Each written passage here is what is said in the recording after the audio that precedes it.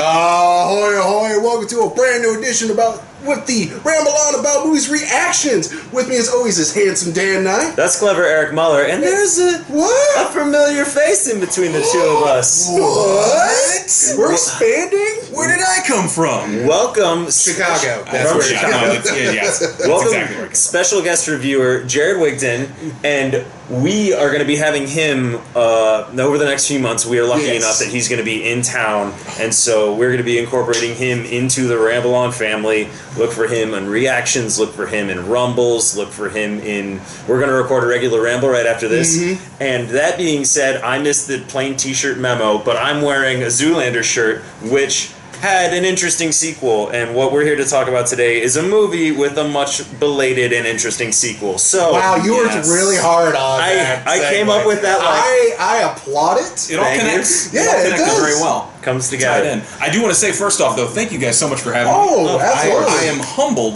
to be in the presence of greatness. Anyone who actually follows us religiously, we did a crossover with these guys, and we always knew we wanted to work with them more. So, but without further ado, I do need to say, Eric, can you please put the earmuffs on? Yes, I can. He specifically said, do you have earmuffs I can wear? Because I don't want to ruin this. So he's going to be listening to loud music and hopefully not hearing what we're saying because... I'm a good husband. My wife really wants to see this movie. Ooh, my wife wanted to see it with me too. Yikes. You're a bad husband. I made her dinner tonight. That's good. Good husbandry. Okay.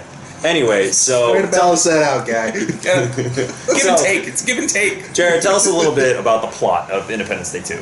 Independence Day 2 follows, I think, a pretty similar plot to the first Independence Day. There are aliens. They're coming. They want to kill us. There's a few twists and turns along the way. They introduce a secondary alien species, which are the nemesis. We'll just try not to spoil it too much. Oh, but I do apologize. It's okay. That's a minor spoiler, nothing huge. Yeah, they introduce a secondary alien species.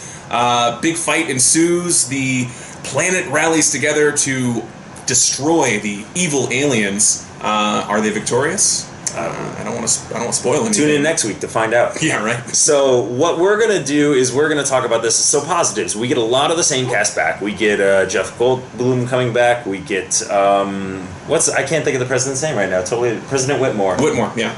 Bill Pullman. There it is. Bill Pullman's coming back. You get you had a couple bit players pop back up. The gentleman from the first one who's like, it's the Americans. They want to organize a counteroffensive. See, I didn't notice that. He is Jeff Goldblum's assistant at the very beginning of the movie. Oh, see, I didn't notice that. That's good little trivia.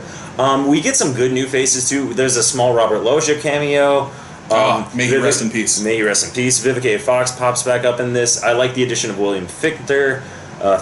There's an N in there. There's an N in there somewhere. And then you get all the young kids who I can't remember all their names except for the Hemsworth, who everyone knows. He's like the main character. What a beefcake. So where do we start about this, like Zoolander 2, this mess of a movie? Unfortunately, we talked about it a little bit earlier. We didn't want to go in too much before we got on camera. They had some fantastic ideas. Like, this could have been a Force Awakens type movie where you're doing the same thing as the first one, but you don't mind because it's a very solid premise. You're getting a lot of good interaction between characters. It absolutely could have revitalized the franchise the same way. But it didn't. No. There's a lot of issues. I think the top of the list is definitely all the expositional dialogue. You could have just said all the expositional. And then left it there. It's all expositional. They don't trust you to be able to figure out the story that's being shown to you. It was one step below when you see everything done with a news broadcast. I would have preferred that. I would have preferred something that was anything like getting us up to date, because they pretty much caught us up to date in the first half hour of the movie, but by that time they're just throwing so much exposition, getting you caught up to where all the characters are. See, no, don't listen. Bad. We'll tell you what that was later. And what they do that so much, you're just kind of like, cool. I now know what's going on, but this is so... There's several points in this where we're listening to it and we're laughing out loud. Other side of the coin, there's so many things they don't explain. It's true. At all. it doesn't make any sense. It's and that's the thing is like you'll hear me talk about a lot of times I want movies to be longer because I want them to take their time with things. I want things to breathe naturally and develop. This movie felt very rushed to me. It felt like they had a script, they were trying to get through it, and when I say there's no fat on this movie, that's because there's almost no meat to it either. Like it's skin and bones of a movie where they just threw it out there. But sloppy. It's sloppy. It's really sloppy. You're getting all the CGI, and it looks great. There's not a thing that looks bad in the movie. But as far as like having a good movie, you can't have they just specifically tried to make a blockbuster. And I said earlier they took Will Smith obviously didn't come back, but it's like they took his character and split him into two different people, where you get Liam Hemsworth trying to be the quippy guy, and then his son trying to be the soldier, and neither one of them even kind of lived up to him. Yeah, another one of the problems is not only the dialogue, the script being sloppy, just the way they're throwing everything together, but the as a whole, there's no charm. Nope. There's no charm. There's no heart. Whereas a lot of the movies in the Independence Day, the first one, yes, tons of charm. Exactly. Even Zoolander was charming in its own right. Two, not the first. The first one had tons of charm. Tons of charm. Out of the wazoo. Two was like, but that's the thing. I thought about that too. Whereas in the first movie, you get that charm, and it was very much problem solution, and it was very linear. Whereas this, it was like the epiphany god and a Deus Ex Machina just struck out of nowhere, and it's like all of a sudden we know what we're doing, and it's like, yeah, but you never really developed the problem that you already have a solution to. They were writing for beats. They weren't writing for a story. They were writing for, we want this visual, so how can we get this? How can we get from A to B? You know, how can we get to C? We got to throw this B in here. It's all over the map. It is very much, and unfortunately, this has been just the year of us getting sloppy blockbusters. It's bound to happen sooner or later. Well, I mean, which is kind of sad because you're looking at like Roland Emmerich, you're looking at the people who made this movie, and this is one of the ones you really wanted to be good. So, any other thoughts about this film? I wanted this movie to be good so bad. Me too. Even halfway through the movie, which is normally my cutoff point. If I can make it halfway through a movie, then I am dedicated to sitting through to the end of it. But if this one about halfway through, I was like, man, Finding Dory's looking real good right about now.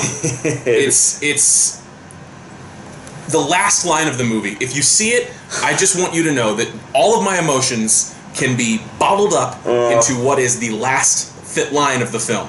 Yeah.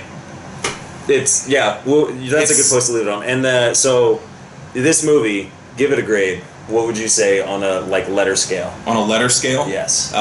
What is the lowest? I can give them an F. You can give it an F. I could give it an F. I will give it a D minus. Ooh. Double negative. D double negative. So all but failing.